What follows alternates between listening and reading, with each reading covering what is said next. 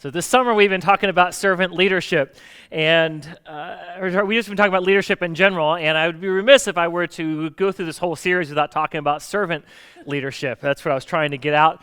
That scene in there from Evan Almighty where he says he wants to change the world. I think all of us at one point or other have had this sense that we want to change the world, or at least change our world. The question, of course, is how do we do that?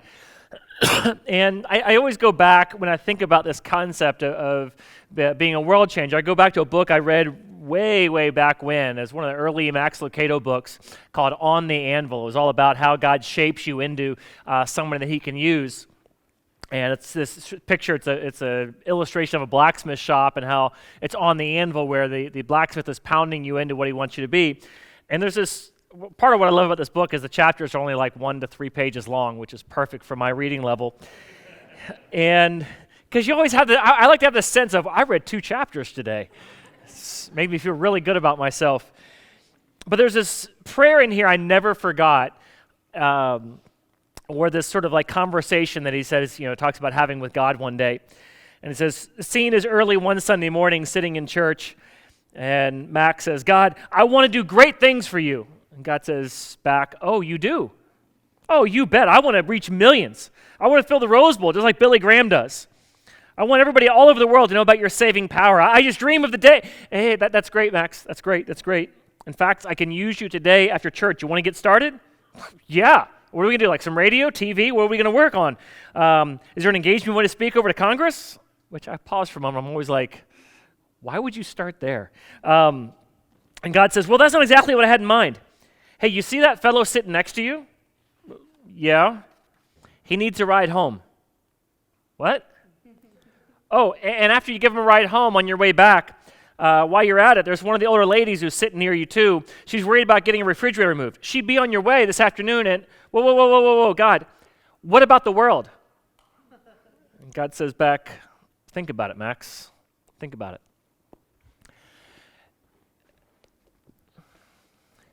Did it ever make you just sort of pause and think about the fact that Jesus changed the world, but what did he do to change the world? He was an unknown guy in a remote corner of the Roman Empire, serving a bunch of peasants, almost, off of the entire radar of everything. And it just goes to this picture of we want to change the world, and we think that it's going to be somewhere thing out there, but it begins just by simply serving the place where God has placed you. In looking at servant leadership, there's so many books out there on servant leadership. It seems like a who's who of pop leadership authors have written on servant leadership. Ken Blanchard, Brene Brown, Simon Sinek all have books on servant leadership. If you go into Amazon and just type in servant leader, you will just see pages and pages and pages of servant leadership. And what's interesting is that at the heart of all of them, the originality of servant leadership came from Jesus. It came from the love we see modeled in the scriptures. However, I kind of thought to myself, it'd be kind of interesting to read some of these because I want to see how they pulled the biblical material out to apply it. And what I found is for so many of them, it had been so far removed from the biblical beginning or foundations that what you ended up having was sort of what the world does with everything with love. Sort of strip it down into some sort of utilitarian sort of commodity that you can extract out of it what you need, but leave out of it the most crucial essence of it. And what I mean by that is, so much of what I saw on servant leadership is, this is a great method to get the most out of your employees. I don't think when Jesus was serving humanity and serving the disciples around the table, I don't think as if his thought was, all right, if I'm going to extract the most out of these guys, what I got to do is. See, I don't think that was his mentality. The mentality was simply driven by a heart of love.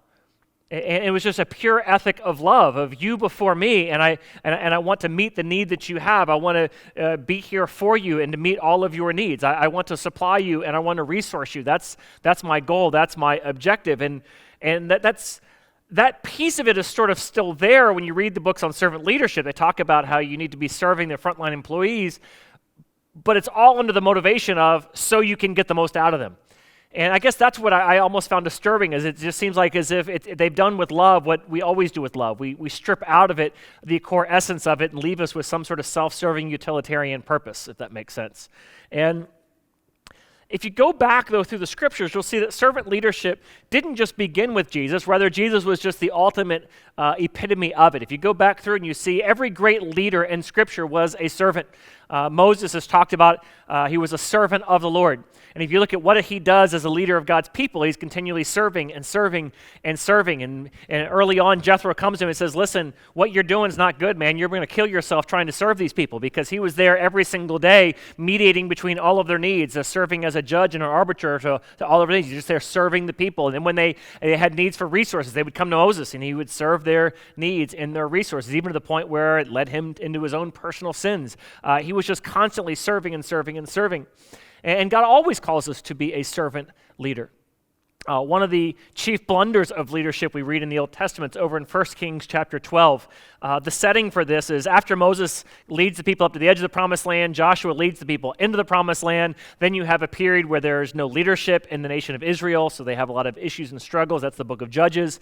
After that, they call for a king, and God reluctantly gives them a king, and a guy named Saul, who was a really bad king and really had some struggles with his leadership. Then you have David, who's a phenomenal king, and then you have Solomon, who's a very wise and wealthy king. Solomon's son Rehoboam, though, is where you hit 1 Kings chapter 12. And when Rehoboam becomes ushered in to become king, he goes to the advisors that advised Solomon, and they tell him this, and says, if you want to have a long and successful reign as a king, here's what you need to do. This is 1 Kings chapter 12, verse 7. It says, today if you will be a servant of these people and serve them, and give them a favorable answer, they will always be your servants. So he says, listen, if you as a king will see yourself as your primary role is to serve the people that God has placed in your care, if you see that your role as a king is to serve the people that God has entrusted you, then they will always serve after you. However, Rehoboam doesn't follow this advice. Rather, he has some other people that tell him, like, oh, no, you're king, man. You've earned this, you deserve this, they need to be serving you. You need to tell them what to do, you need to use your authority and make sure everybody understands your authority, and if they usurp your authority, you need to deal with them harshly and assert yourself in this position. After all, you're the king, man. And he says, I kind of like that idea. Yeah, that's what I'm going to do. And so he does that, and he splits the kingdom. So if you read in the Old Testament about the kingdom being split, the reason it's split is because a guy named Rehoboam decides he doesn't want to be a servant of the people, he wants everybody to do what he tells them to do. And you can't blame the guy, because for most of us, that's our picture of leadership. We sort of have the idea, well, if we're in charge, they're the ones who gets to call the shots. Everybody does things our way. Now, if there's ever been anybody who's come to earth who legitimately should be calling the shots and have everything do it his way, it was Jesus. Yet Jesus never looks at leadership as though that's what leadership is all about. For him, leadership is all about serving those that God has entrusted in your care. Leadership is all about serving those whom God has entrusted into your care. And so we read about his leadership lessons that he talks about on this, and one of them comes out of Matthew chapter 20. And in Matthew chapter 20, the mother of James and John comes over to Jesus with her sons James and John. Now, if you know, Jesus had three disciples that he was very close with, that he sort of like pulled in to his inner circle, and it was Peter, James, and John. And so this is to James and John, and their mama comes over and asks Jesus this question in Matthew chapter 20, verse 20. So the mother of the sons of Zebedee, which is James and John, comes to Jesus with her sons, and she kneels down before him and says, can I ask a favor of you? And Jesus looks at her and is like, well, what do you want? And she says, could you grant that these two sons of mine may sit at your right and at your left in your kingdom? And he looks back, he says, you don't know what you're asking. And Jesus said to them, can you drink the cup that I'm going to drink? And the two boys say, well, yeah, we can. And Jesus then goes on to say, well, those are places that God's going to determine who's going to be in those places. That's not really for me to decide right now.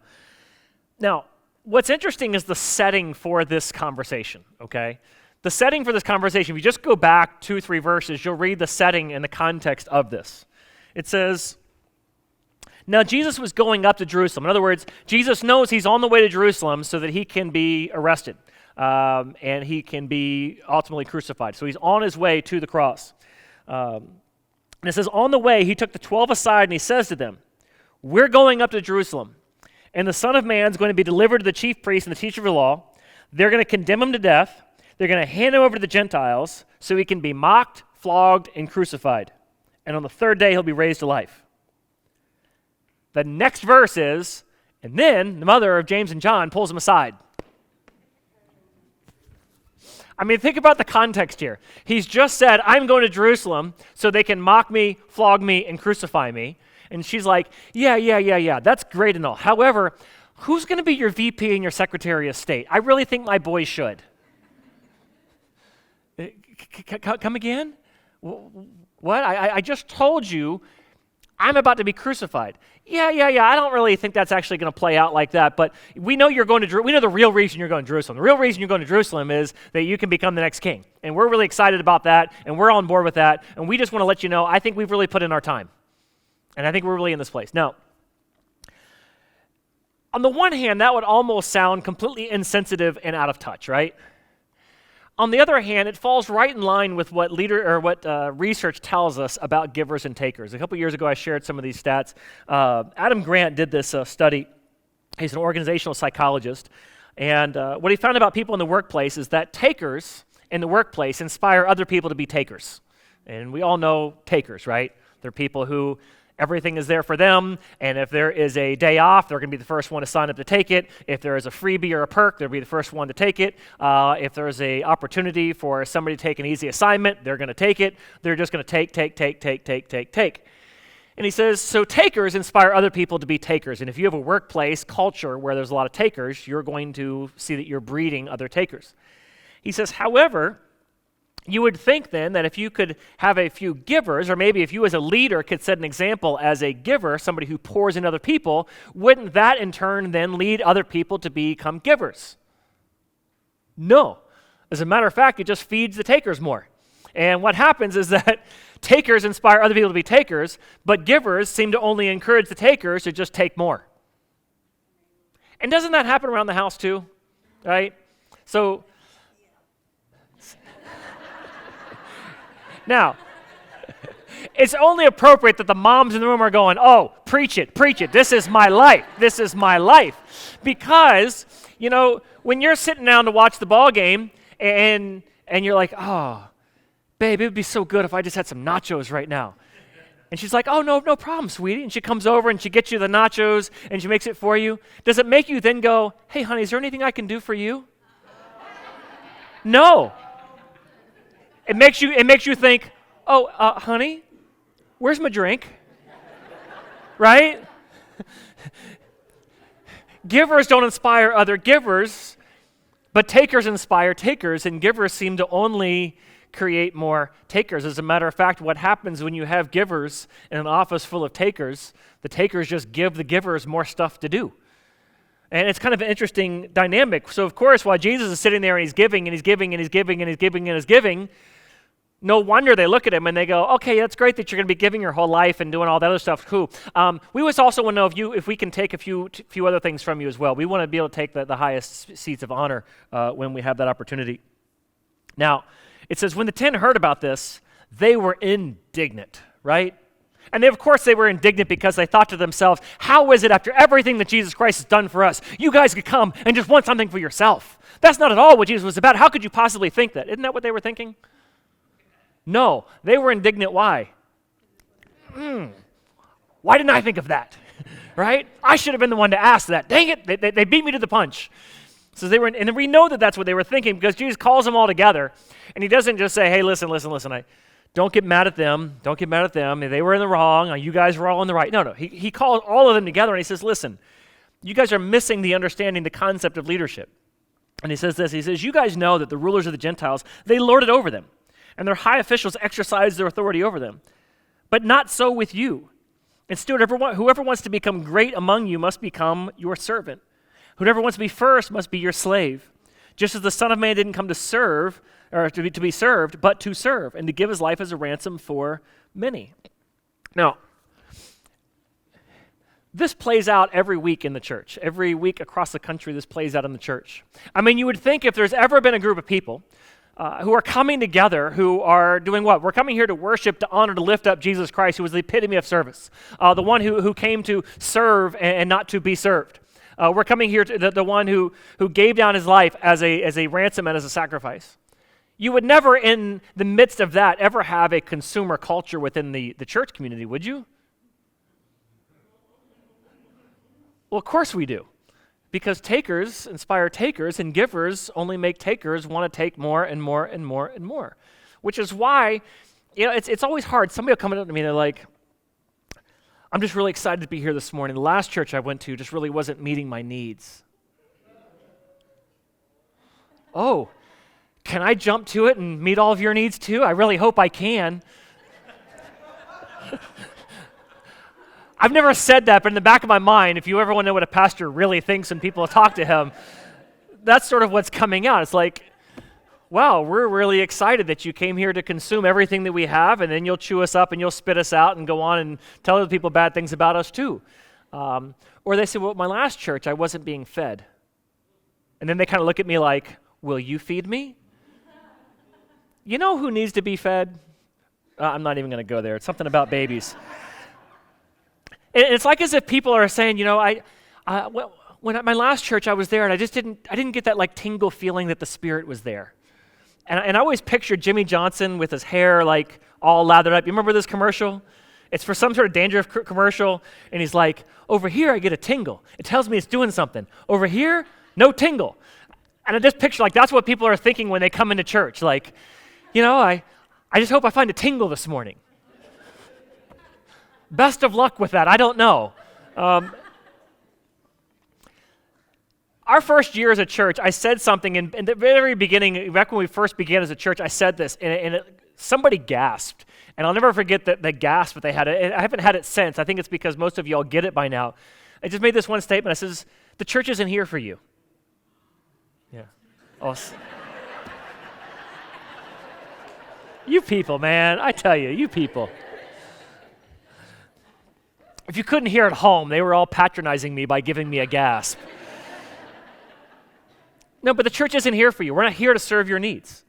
Rather, you are the church, and you're here for the world. God created the church. It was his idea to design and create the church, that it would be a physical embodiment, the representation of Jesus Christ. Even after he's gone, the Holy Spirit would so infuse you and fill you up that when you guys come together, people would know what it's like to be in the presence of Jesus Christ because they're in your presence as a church. We are the church, and we're here for the world. Have you ever had this thought where, I want to change the world, I want to see God redeem humanity. Why won't God do something to change the world around us? And he's like, I'm trying to. It's called the local church. Why won't you get involved? And yet you still come and you look at it to meet all of your needs. Rather, I'm calling you to be a part of it to meet the needs of the community around you. That's what I desperately want you to do. Sorry, okay.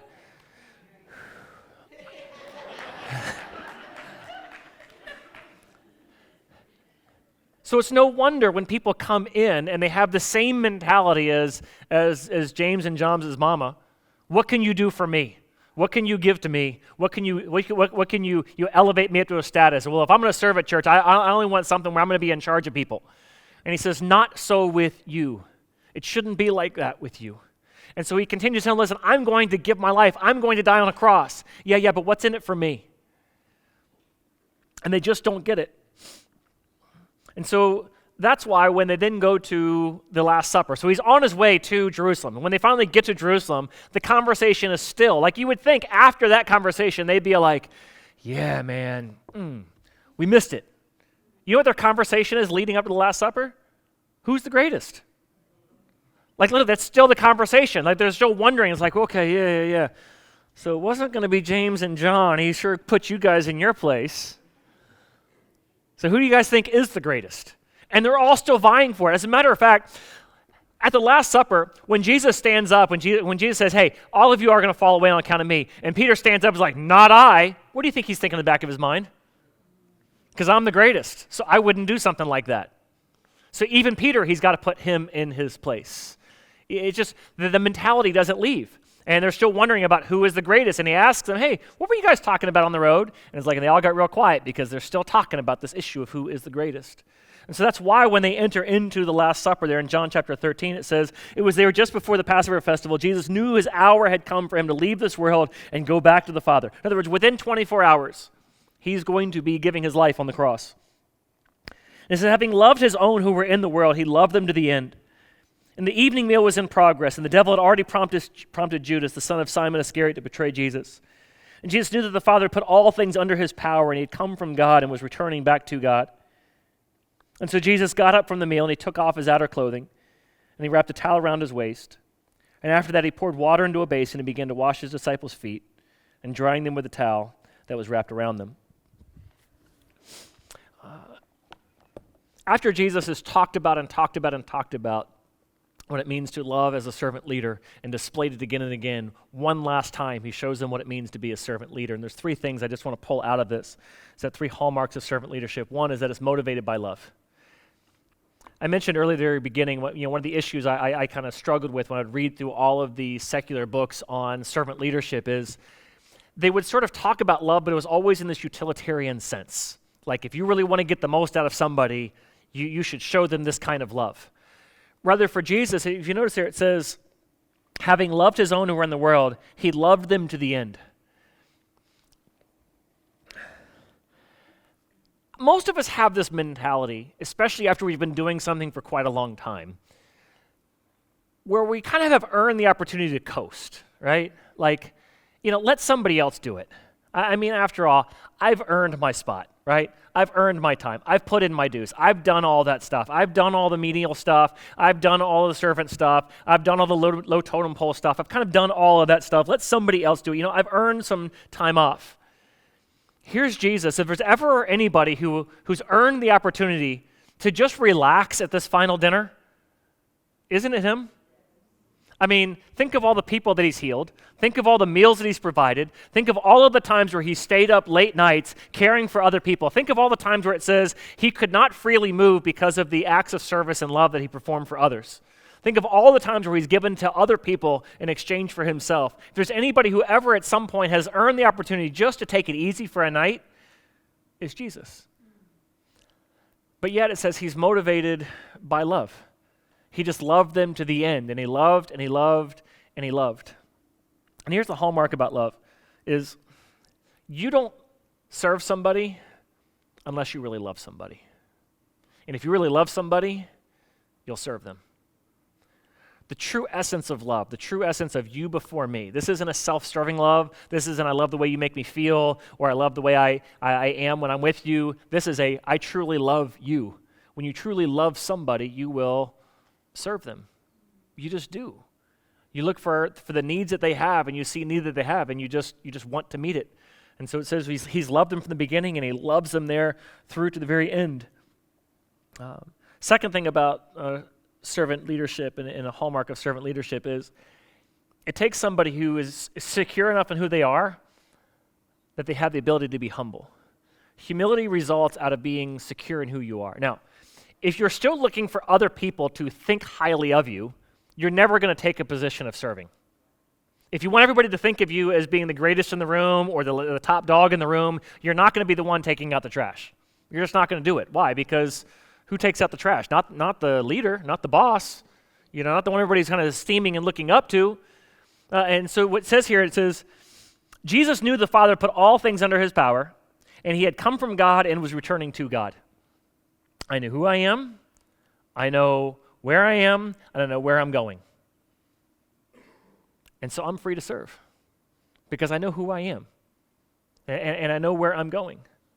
Now, every one of you in this room should be able to say the same thing about yourselves if you understand who you are in Christ. That you know who you are, you're a child of God, you know why you're here. You're here, you were created by God to be on this earth for a short time, to have a loving relationship with him that will last for all eternity, to share that, to grow that, and to expand in that loving relationship with him. And ultimately, where are you going? To spend it forever with him. This is not your final home. This is not your ultimate destiny. So of course, your role while you're here is to serve. Because this isn't This isn't the end. This isn't the ultimate pinnacle of who you are. Your reputation here isn't the ultimate of it. What people here think of you, it isn't the ultimate matter. And so Jesus could act like a slave because he knew he was the King of Kings. And he could take on the role of a slave because he knew who he was. Now, I remember years ago, this was sort of hard for me because having grown up a Florida State fan, having gone to Florida State, when I got to seminary, Danny Werfel, who was the Heisman Trophy winner for University of Florida, got drafted by the Saints.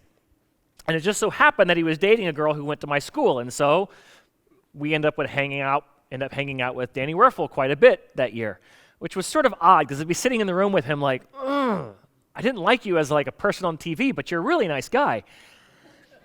And I remember he was talking about what it's like to be a rookie in the NFL.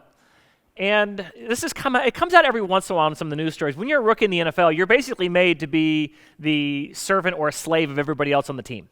All the veterans make you carry their pads. When they sit down to eat, you're the last one to sit down to eat. If somebody wants some ketchup, you got to go get it. And they'll just say, "Hey, Rook," and they'll just tell you to go do whatever. And it's very dismissive.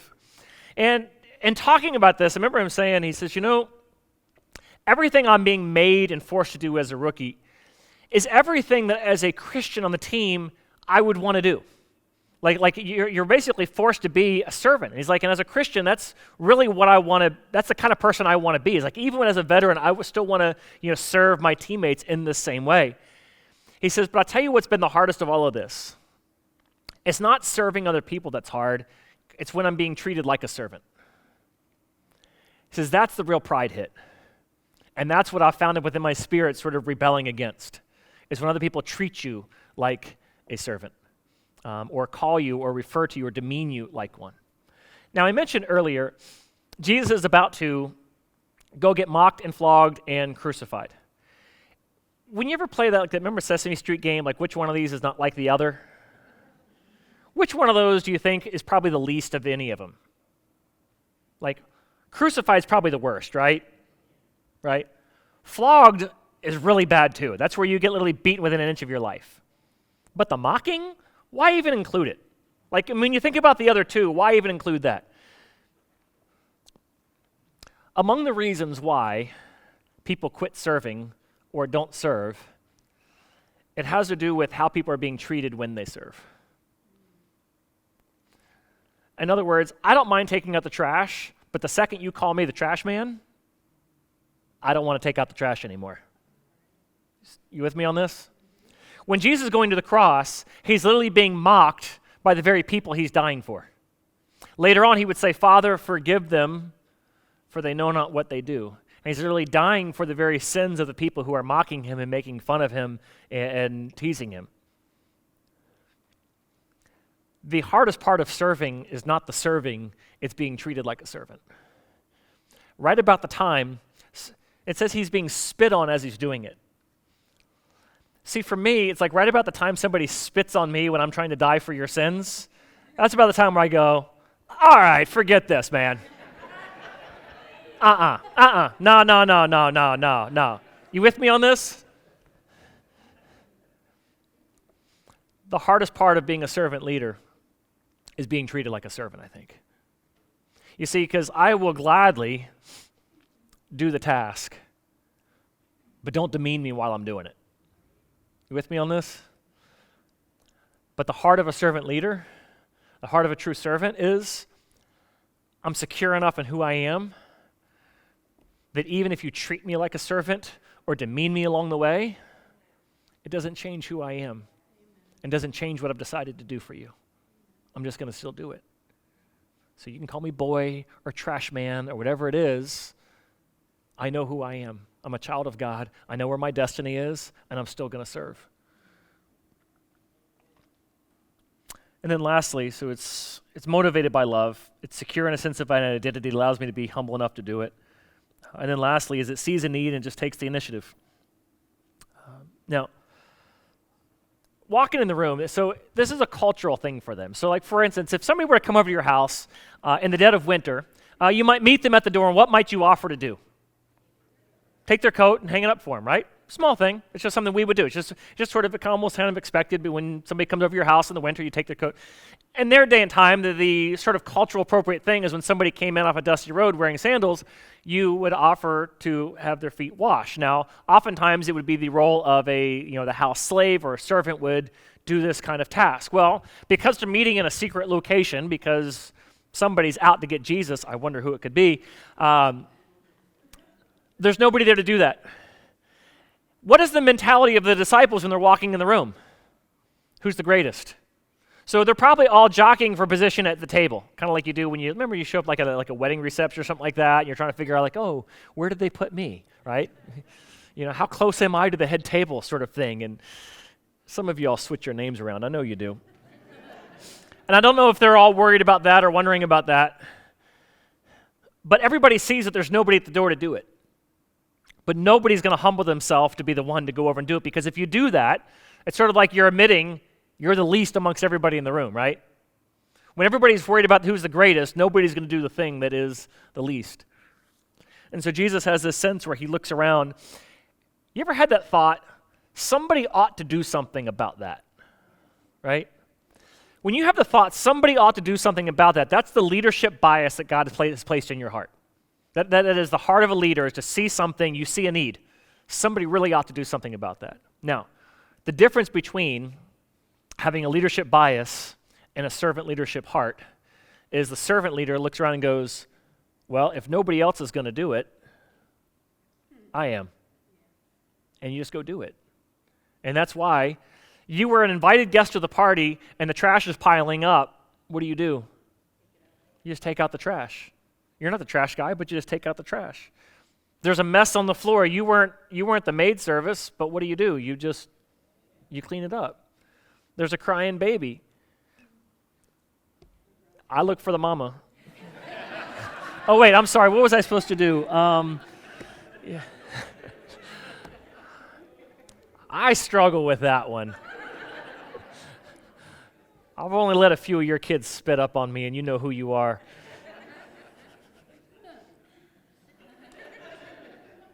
About 2 of you in this room, that's it. I struggle with that one. But the heart of a servant leader is you just see the need and you meet the need. And there's no job beneath you. There's no sense of, I didn't come here to do that. That's not my job description. That's not what I'm here to do. There's just a sense of, why'd you do it? Because it needed to be done. Think about this. What was the very first miracle that Jesus performed? Water into wine, right?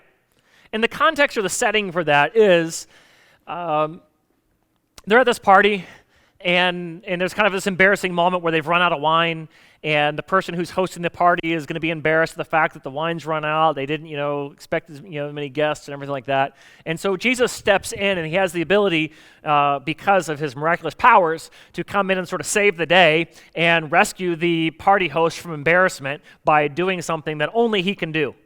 And it's one of those moments where you're like, wow, if I could turn water into wine, I'd pull that kind of stuff off too. There's a reason God hasn't given you that ability. But what was it that he did, honestly? He saved the party host from embarrassment by stepping in and doing something.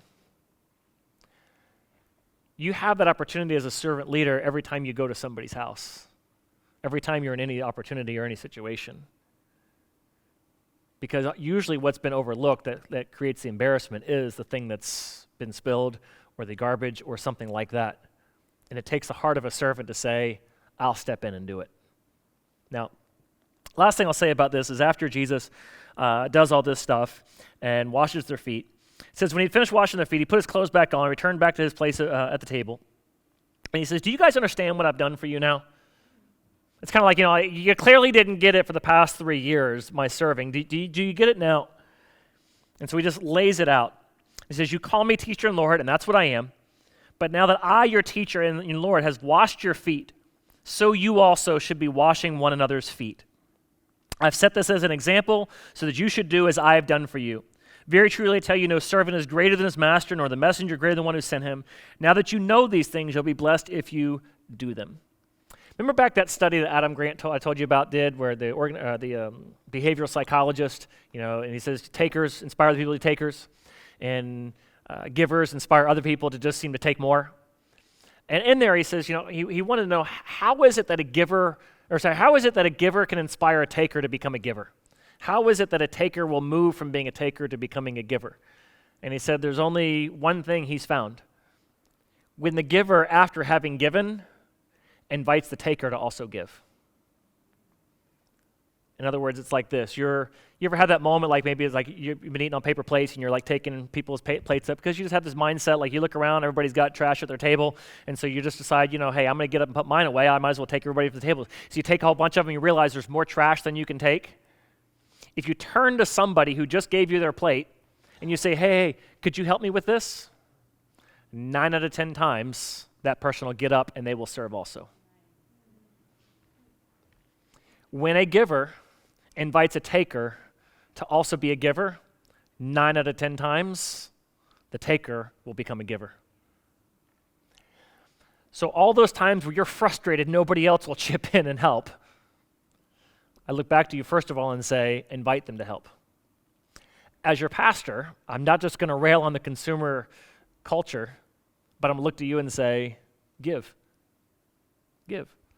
Since you've walked into this campus this morning, other people have been here giving to you and giving to you and giving to you. People got here long before you to serve in the parking lot, to serve out on our first impressions, to make coffee before you walked in, to have everything ready for you. They prepared lessons for your children, so no matter how long I preach, they'll continue to care for your kids. Trust me, I hear about it when I go over. Wow, you really went over? I'm like, yeah, I had a lot to share. They're like, no, you really went over, and I had to fill time. But they do that. They're just here serving you and serving you and serving you. And this isn't some sort of special giving push. It's just simply me just reading the scriptures to you and just asking you, will you give also? Will you be a part of what God is doing to redeem humanity by giving and serving in the place where he has created for other people to come and to hear the life-changing message about Jesus Christ? Will you become a giver? Will you serve? Would you join me as we close our time in prayer? Father, I think it's in the heart of each and every one of us to want to do great things for you, to be a part of changing the world. And yet we're sitting right here in the midst of the one organization that you've created, specifically designed to change the world. So Father, forgive us for having the mentality of wondering what is it that can be done for us. Rather, Father, help us look around and see what is it that I can be doing to serve. For Father, you've served us from the time that you stepped foot on this earth. And you gave and you gave. You've inspired countless others to follow after you and to serve and to serve. And Father, don't allow me to take that for granted. But let me step into the opportunities that are before me and just serve, both formally and informally. That there never be a job beneath me. I thank you, Father, that very, very busy people with very, very busy lives and very busy schedules are serving each and every one of us right now by caring for our children, by investing into our youth, by working throughout the week, simply so that we can have this time here alone with you.